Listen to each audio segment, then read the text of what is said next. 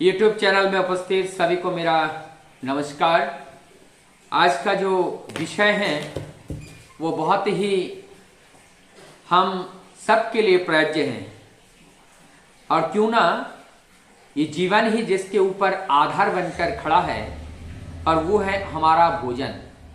हमारा भोजन शैली क्या हो, हम क्या खाएं क्या ना खाएं, इसके बारे में जानकारी होना अत्यंत आवश्यकता है। आज हम लोग देखते हैं हमारे जीवन में 80% जो बीमारी फैल रही है उसका मूल कारण है हमारी अज्ञानता। हम केवल जो हमें अच्छा लगता है वो हम खा लेते हैं, हम इस चीज़ को ध्यान नहीं देते हैं ये चीज़ हमारे स्वास्थ्य के लिए कितना लाभदायक है, ये हितकारी है या नहीं है, इसकी मात्रा कितनी हमें लेना चाहिए, कितना लेने से फायदा होता है, कितना लेने से नुकसान होता है, इस बारे में हम ध्यान नहीं देते हैं। लगभग हम उदासीन रहते हैं। तो ऐसे उदासीन रहने से नहीं चलेगा।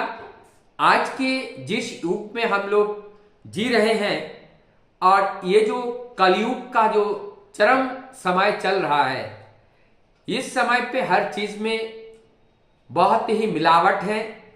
चाहे वो खाने के चीज में हो, चाहे वो देखने के चीज में हो, चाहे सुनने के चीज में हो, अर्थात सभी प्रकार के जो गुण धर्म वाली जो भी द्रव्य है सब में एक गुण धर्म होता है और उस गुण धर्म में एक परिवर्तन आ चुका है और जिस वजह से वो हमारे स्वास्थ्य के लिए हानिकारक सिद्ध हो रहा है।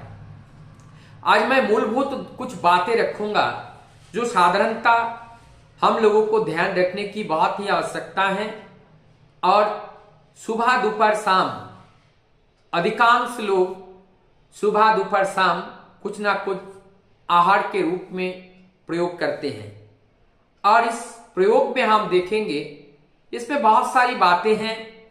आहार ऋतुओं के अनुसार होना चाहिए, आहार अपनी उम्र के अनुसार होना चाहिए, आहार हमारी शारीरिक अवस्थाओं के आधार पर होना चाहिए।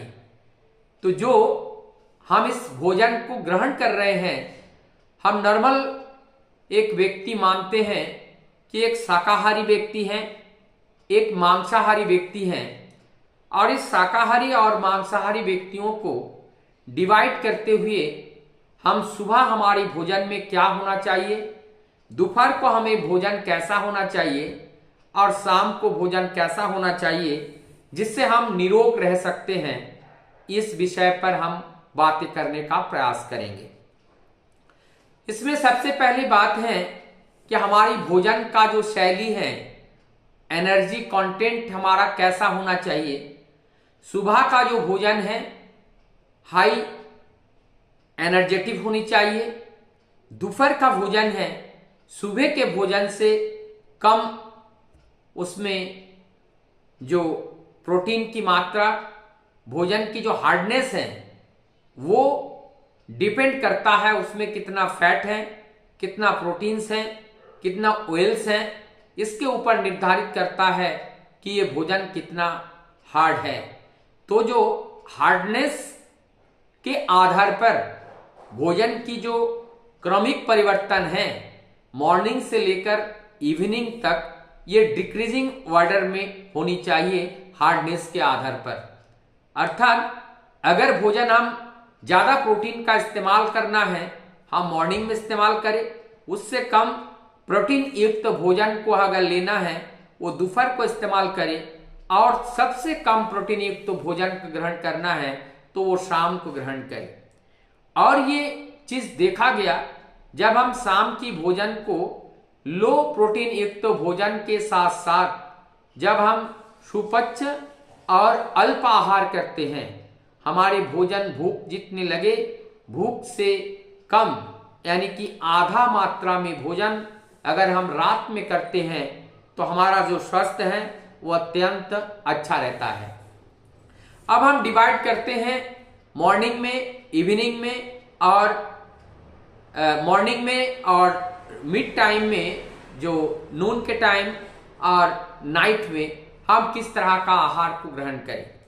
सबसे पहले हम देखते हैं साधारणतः जो भोजन लेने की जो टेंडेंसी है, जो आज के डेट में जो भोजन ली जाती है, चाहे वो मांसाहारी हो चाहे शाकाहारी हो, सुबह का और दोपहर का भोजन हल्का होता है, रात का भोजन हेवी होता है, जो हमारी भोजन शेड्यूल के विपरीत है और जिसके वजह से हमारा मोटापा, ओबेसिटी के शिकार हो जाते हैं और इसके माध्यम से हमारी कोलेस्ट्रॉल की मात्रा में बढ़ती है, जिससे हमारा ब्लड प्रेशर के पेशेंट बन जाते हैं और इस ओबेसिटी से हमारी शुगर की प्रॉब्लम भी बढ़ जाते हैं, जिससे हम डायबिटिक पेशेंट बन जाते हैं।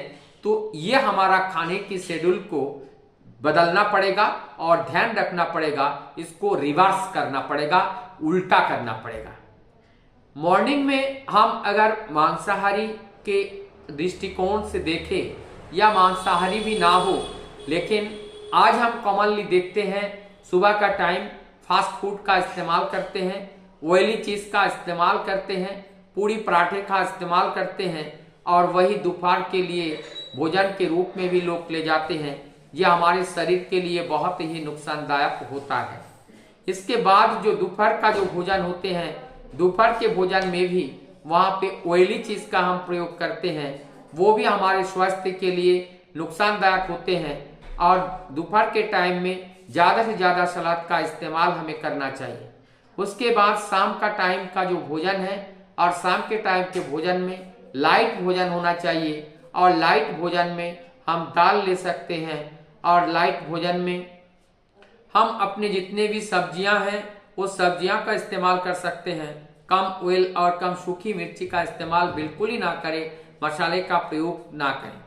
और हम लोग देखते हैं जो मांसाहारी में भी बहुत जगह पे जो भोजन का जो तरीका है, मीट भी कई प्रकार के, मछली भी कई प्रकार के और जो गरिष्ठ भोजन बनते हैं, जिससे हमारा आहार बहुत ही प्रभावित होता है, ये हमारे स्वास्थ्य के लिए बहुत ही नुकसानदायी है। साधारणतः देखा जाता है नाइट टाइम पे जो गरिष्ठ भोजन हम लोग लेते हैं वो हमारे स्वास्थ्य के लिए उसका बहुत बड़ा दुष्प्रभाव पड़ता है। तो नाइट में हमें इस तरह का भोजन का इस्तेमाल नहीं करना चाहिए।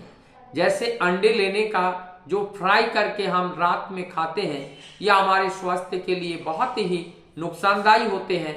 साधारणतः ये बहुत सारे पेशेंट के कंप्लेन लेके आते हैं, मैं देखता हूं उन लोगों की ये बीमारी ज्यादा प्रबलतर होते हैं।